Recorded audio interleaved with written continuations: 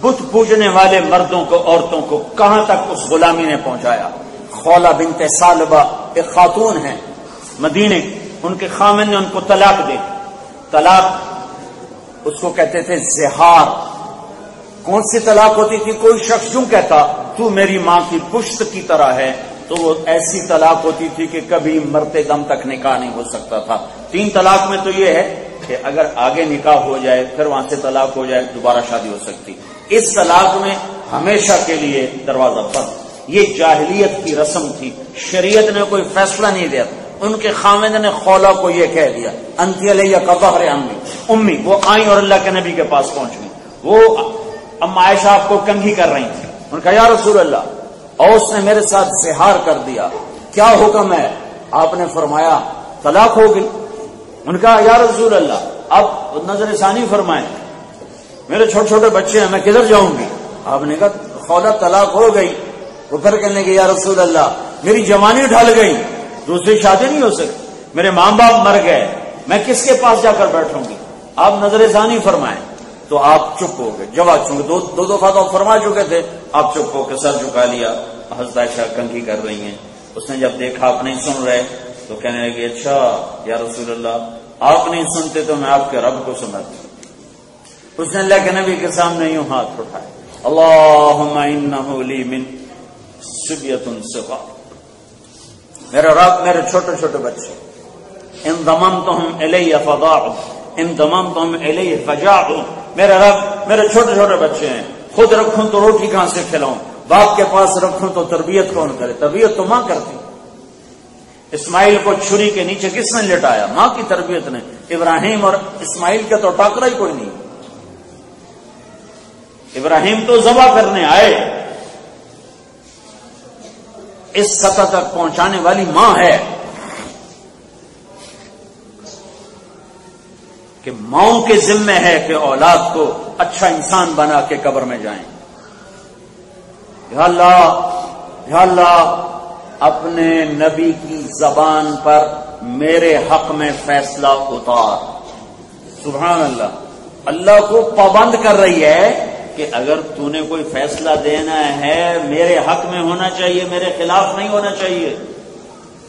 یہ کل تک پتھر کے آگے سر رکھ کے پڑی ہوئی تھی، اور آج زمین آسمان ایک نظارہ دیکھنے والے ہیں، اور وہ روز جا رہی اور کہہ رہی ایک دم اللہ کے نبی پر وحی آئی۔ جب وحی آتی تھی تو پتہ چل جاتا تھا، آپ ایسے ہو جاتے تھے، رنگ فق ہو جاتا تھا، پسینہ آ جاتا تھا۔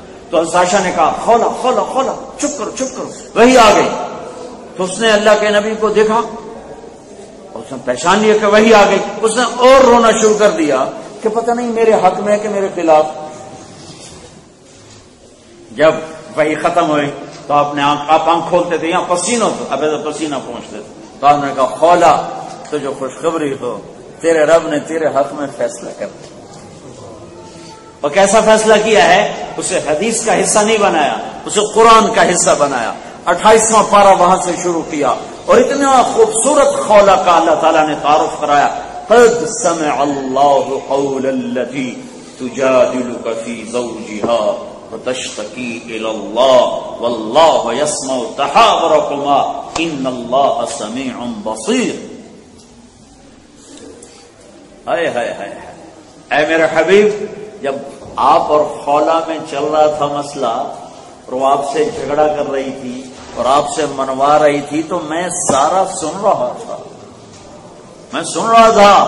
آپ انکار کر رہے تھے، وہ اقرار کروا رہی تھی، آپ نہیں مانے، پھر میں نے فیصلہ کیا کہ میں نے اس طلاق کو ختم کر دیا، اور اس پر کوئی تھوڑا سا جرمانہ رکھا کہ ایک غلام آزاد کرے، یا 60 روزے رکھے، یا 60 مسکینوں کو کھانا کھلائے، بیوی حلال ہو گئی۔ ایک عورت کی فریاد نے آسمان ہلا کے رکھ دیے۔ آج 20 لاکھ آدمی بیت اللہ کا پردہ پکڑ کے روتے ہیں، اور امام کعبہ کے پیچھے ختم قرآن میں جانے کا موقع ملا رمضان شریف میں، تو پونے گھنٹے کی دعا، ہلا دینے والی دعا کہ 20 لاکھ میں شاید ہی کوئی ایسا پتھر دل ہوگا جس کی آنکھ سے پانی نہ بہ رہا ہو، ورنہ عورتیں مرد ان کی تڑپ دیکھنے والی ہوتی ہے۔ اور 10 لاکھ کا مجمع مسجد نبوی میں چنگاڑ پکار رہا ہوتا ہے، کوئی فیصلے بدلتے نظر نہیں آئے آج تک۔ ایک عورت کے رونے نے عرش ہلا دیا، قرآن اتار دیا۔ 20 لاکھ 30 لاکھ کا مجمع فریاد کرتا ہے، رمضان کے روزے رکھ کے، اعتکاف مسجد نبوی کا کر کے، مسجد بیت اللہ کا اعتکاف کر کے، اور امام کعبہ کے پیچھے دعائیں مانگتے ہیں، اور ان کی فریادیں ہیں، لگتا ہے جیسے ایک بارش بھی اوپر نہیں گئی۔ کہ اللہ سے صلح تو پہلے کرو۔ زبان جھوٹ پر چل رہی ہو، زبان گالی پہ چل رہی ہو، زبان غیبت پہ چل رہی ہو، زبان اوروں کو کی بےزتی کرنے پر چل رہی ہو، آنکھیں بے حیا ہو چکی ہوں، کانوں میں بے حیائی اتر چکے ہو، پیٹ میں سود کا پیسہ جا رہا ہو، جھوٹ کا پیسہ جا رہا ہو، دھوکہ حرام اور ظلم و ستم ہمارا شیوا ہو، تو ہم انسان ہیں، یہی ہمارے لیے بڑی بات ہے۔ ورنہ اگر اس مدینے والی کی دعائیں نہ ہوتی تو کب کے ہم بن چکے ہوتے بندر خنزیر۔ اس کو دعائیں جو جاتے ہوئے تمہیں یاد کرے۔